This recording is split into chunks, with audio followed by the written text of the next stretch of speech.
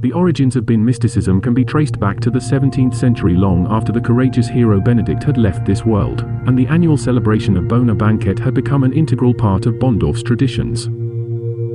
However, it was during these festivities, which were characterized by copious consumption of locally brewed wheat beer, that an unforeseen occurrence would shape the course of the village's beliefs.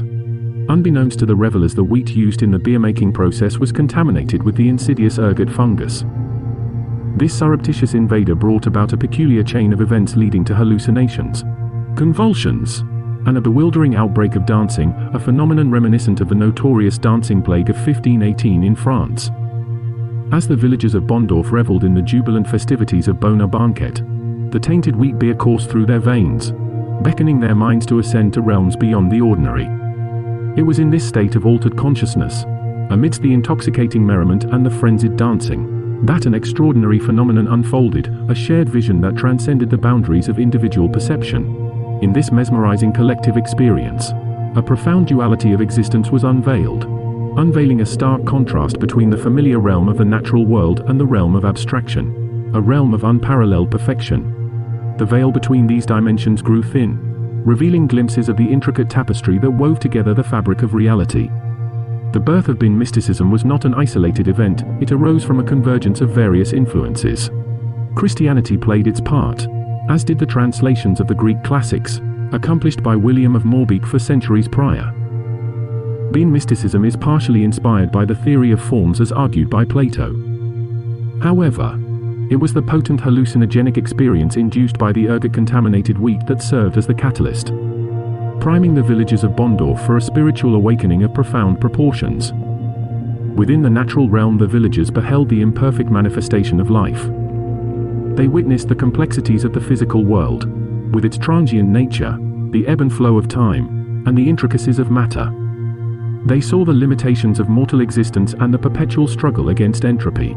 It was a world marked by imperfections, flaws, and the ceaseless pursuit of fleeting happiness. But as their collective gaze turned towards the realm of abstraction, an ethereal plane unfurled before their eyes, a realm untouched by the constraints of earthly limitations. At its very core pulsed the radiant essence of the being of all existence. This cosmic entity emanated an indescribable energy, encompassing the essence of life, time, matter, and abstract ideas.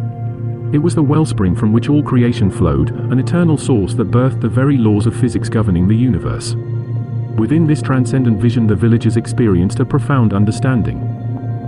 They recognized that their individual lives were intricately woven into the grand tapestry of existence, connected by the common thread of the great being. They saw the interplay between their mortal selves and the eternal essence, perceiving themselves as mere reflections of the boundless potential that the being represented.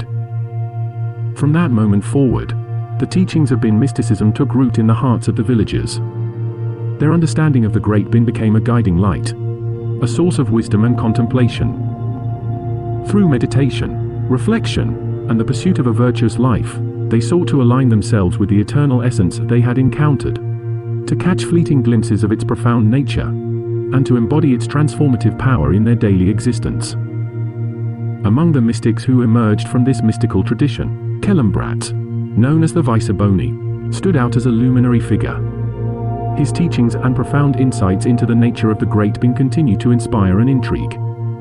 Some of Kellenbrat's notable quotes resonate through the ages, illuminating the core tenets of Bean mysticism.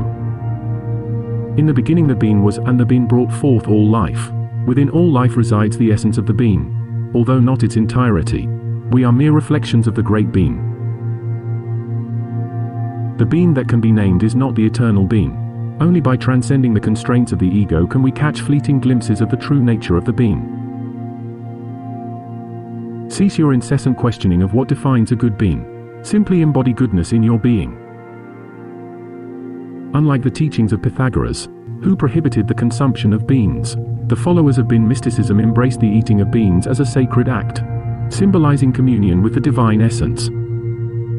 Thus, the revelation that had seized their collective consciousness during Bonnerbanket became the cornerstone of Bean mysticism, a belief system intertwined with the mysteries of existence, the pursuit of enlightenment, and the recognition that all life, matter, and abstract ideas trace their origins back to the cosmic essence of the being.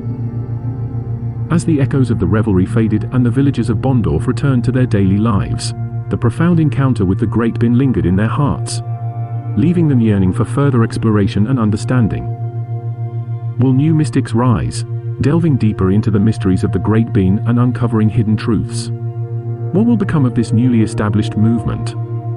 How will the revelation of the Bean of all existence shape the course of Bonndorf's or even the world's future?